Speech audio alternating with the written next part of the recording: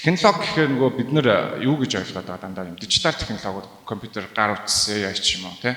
Гэхдээ технологи гэдэг бол жишээлбэл принтер бол технологи байхгүй. Принтер анх гарч ирэхэд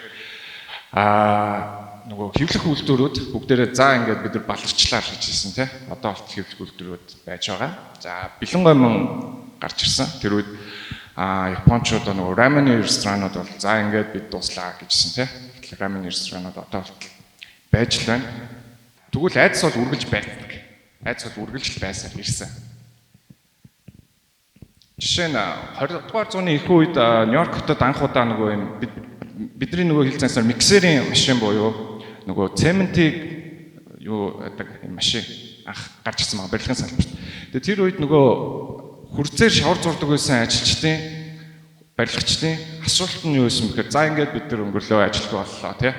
Одоо ингээд яаж цаашаага үр хөвгдөд ичих юм бэ гэдэг ийм асуулт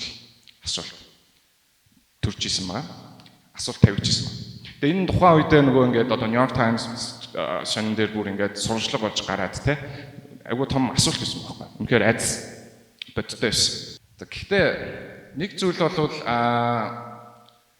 технологи миксерийн машин бол нэг зүйл бол 10 хурцтай шавар зурж ажилтдаг барилгачны ажлыг хийдэг буюу хүний бүтээмжийг өсгөж байгаа ийм технологи өөрөө.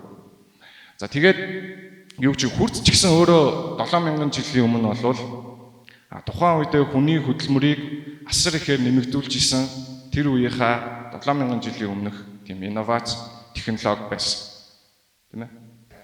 Гол зүйл бол бид нар нөгөө 10 хүнийг цалинжуулах миксерийн нэг жолоочийг цалинжуулах хоёр бол эдийн засгийн хамаагүй үр ашигтай шүү дээ. Тэгэхээр таны барилга илүү хямд өртгөөр баригдчих шин тий. Тэгээд эцэстээ хэрэглэгч би таны барилгаас илүү хямдаар бодлож боломж үүснэ. Тэгэхээр эцэстээ технологийн хөгжил өөрөө хэрэглэгчд тэндээс дандаа очиж идэг. Энэ хамгийн одоо чухал зүйл нэ. За тэгээд дараа нь интернет гэдэг зүйл гарч ирсэн. Арай орчин үеийн кейс. Тэгээд интернет гарч ирэхэд бүгдээрээ бас айсан. Ялангуяа одоо сэтгүүлчд бол тэ сонин сэтгүүлчд за ингээд бидний үе төгслөө дөө хөрхийгээд гэсэн. Гэтэл өнөөдөр харалтаа ингээд өнөөдрийг болтол сонин хэвлэгдэж илэн тэ бүгдээрээ сонинууд бол бүгд одоо дижитал хөвлөлттэй болоод уншигчтай хүрж юм тэ. За ингээд цахим сэтгүүл зүй гэдэг цоо шин зах зээл бий болцсон байна. Тэ. За өнөөдөр Монголд жишээ ингээд хамгийн амжилттай явж байгаа мэдээний сайтуудыг харахаар эрхлэгч редакторууд нь баг дийлэнх нь сонины угшилтай хүмүүс байж байгаа. Тэгэхээр эндээс би юу хэлэх гээд юм гэхээр сэтгүүлч нар бид нар аль үеийн технологи интернет гэдэг технологийн хувьсгалд дасан зохицоод амжилттайгаар survive хийгээд бүр цоо шин зах зээл нээсэн байгаа байхгүй. Одоо тэгвэл арай өөр айдсын талаар хэлцээ. Одоо яг сэтгүүл зүйн салбарт илүү тулгамдж байгаа нэг айдс нь бол за deepfake, худал мэдээлэл тэ ингээд AI generative AI бий болсноос хойш улам илүү ингээд тодорч томирч гарч ирээд байгаа энэ асуудлуудын талаар илүү ярилцъя. За энэ дээр тодорхой би бүр кейсүүд дуртай дээ. За Napster гэж платформ байна санаж байна нэг 1999 онд нэг хоёр нөхөр ийм санаа төрсэн юм аа. За бидэрт бол интернет байгаа юм чинь би өөртөө байгаа дуугаа яагаад хүмүүстэй өнгөө хуваалцах болохгүй гэж тийм санаас илээд тэгээ даунлоад буюу дуу татаж авах гэдэг ганцхан товчтой систем гаргаад эдгээр жилийн дотор нэг 2 жилийн дотор шууд 80 сая болж байсан.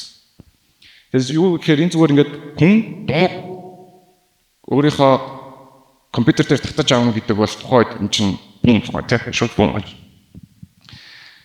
За гэхдээ Napster бол нэг зүйлийг нэг хэл шугамыг давж ирсэн.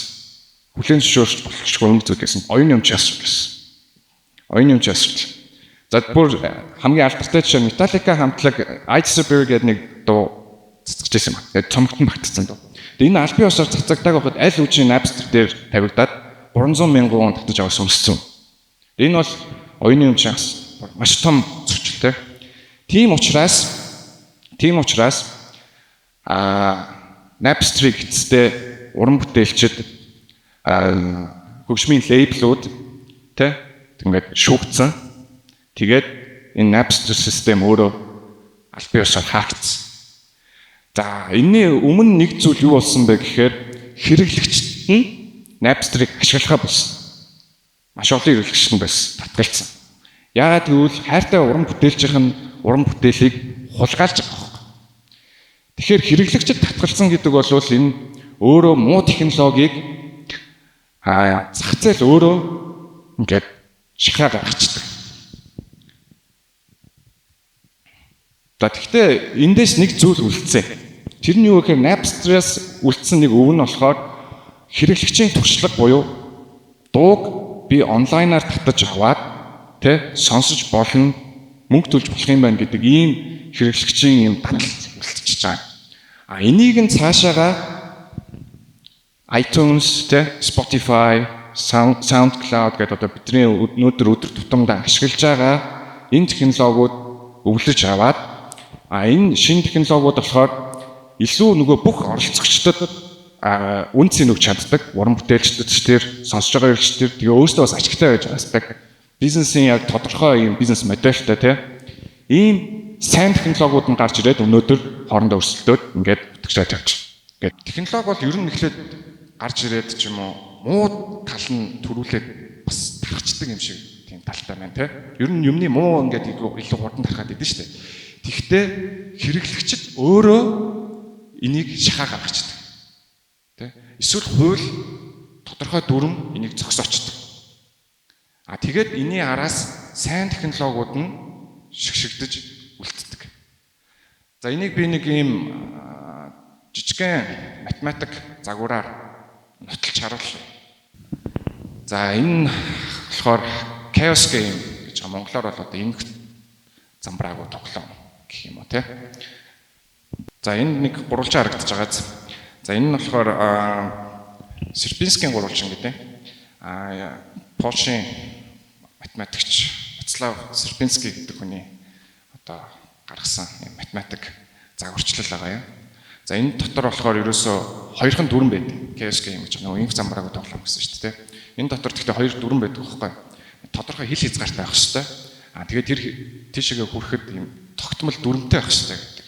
Ийм хоёрхан маш ийм ойлгомжтой дүрм байдаг байхгүй.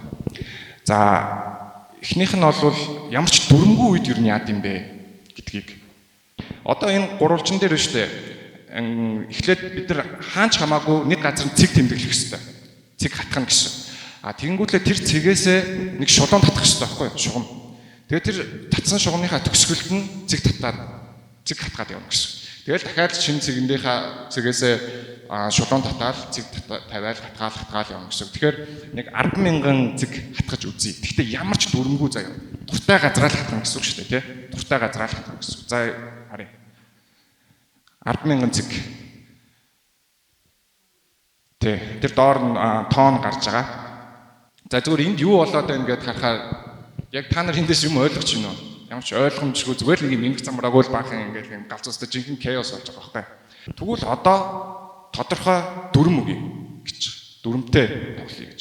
Тэгэхдээ энэ удаа бид нэр яг AI технологиор жишээлээд үзье. Бидний хатгсан цэг болгон ямар нэгэн байдлаар бидний AI-ыг хэрэгжилж байгаа хэрэглээ эсвэл технологийн компаниудын бүтээж байгаа нэг юм алхмууд гэж тооцоод хэдүүлээ нэг 10,000 алхам бүтээн. Гэхдээ энэ дүрм нь болохоор ижлэгэн. Бид нар эхлээд ямар ч байсан дурын газраа цэг хатгана. Тэгээд нөгөө шулуунаа татаал цэг хатгаал, шулуунаа татаал цэг хатгана. Тэгэхдээ одоо энэ удаа гурвалжингийнхаа 3 оройг бид нэр тодорхой нэрлэе. Зорилго тавья гэсэн. Тэгэхээр зорилготой болох юм. За хамгийн дээдлийн үнцэг болвол бодлого буюу одоо энэ төр бизнес ер нь AI-ыг хэрэглээндээ нэвтрүүлэхдээ ямар бодлого баримтлах юм бэ? Тэ? Хууль эрх зүйн орчин ямар байх юм бэ гэдэг тэр тодорхой зүйл нь тэр шүү зэ. За дараагийнх нь энэ зүүн талд байгаа B үнцэг нь болохоор нийгмийн ёс зүй гэж. Жишээлбэл одоо сэтгүүл зүйд авч үзэх юм бол нэгнийхээ бичсэн контент бичвэрийг одоо хуулж болохгүй гэдэг чинь бол бас л ойлгомжтой ингээл нийтлэг мораль шүү дээ. Тэрийг илэрхийлж. За дараагийнх нь хувь хэрэглэгчийн одоо яг индивидуал хэрэглээ буюу одоо тухайн хэрэглэгчийн яг хэрэгцээ шаардлаганд нь нийцэж гинөө те мөн хүний эрх гэдэг асуудлуудыг энэ гурван үндсэн зорилготой. Тэгээд гурвалжин маань энэ гурван үнцэг нийлэхээр энэ хил хязгаар байхгүй. Энээс хинч давж одоо алхах ёсгүй гэдэг юм санаагаар гэсэн. За нэг хаан чамаагүй цэг хатгая. За тэгээд симуляц эхлүүлээд үзье.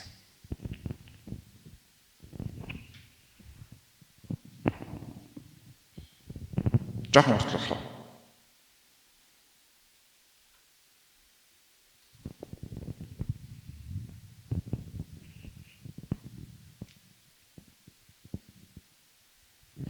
За эндээс юу харагдаж байна?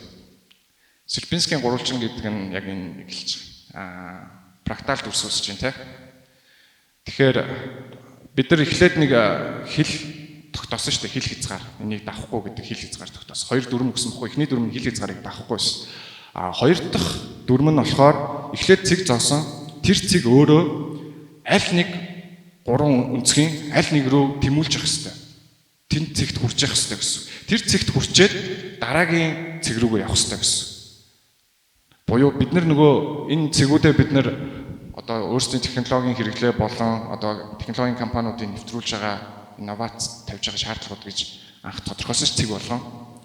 Тэгэхээр түрүүний яг ярьж исэн Napster, 4chan-ы жишээн дээр авч ирсэн. Тэр бол ихнийх нь байсан байхгүй нөгөө зах замбраагүй юу болоод байгааг нь мэддэггүй юм зүйл байсан тийм. Тэгэхээр хэрвээ ингээд тодорхой бид нар дүрм өгөөд тэр дүрм нь тууштай хэрэгждэг үр дүнтэй ийм дүрм байвал үргэлж ийм эмгцэгцтэй зүс үүсдэг. За одоо тэгвэл бид нар энэ дүрсээ өөрчилж болох байхгүй юу? Зүгээр квадрат болгож болно. Квадрат болгохдоо бид нар нөгөө тавих зорилгоо шил юу чинь редакцийн бодлогоч гэдэг юм уу? Тэ? Дараа нь 5 өнцгт болгохдоо тэрийг нь одоо платформын бодлогоч гэдэг юм уу? Ингээд нэмэлж болно гэсэн. Тэ? Тэгтэл үр дүн бол яг л адилхан байдаг.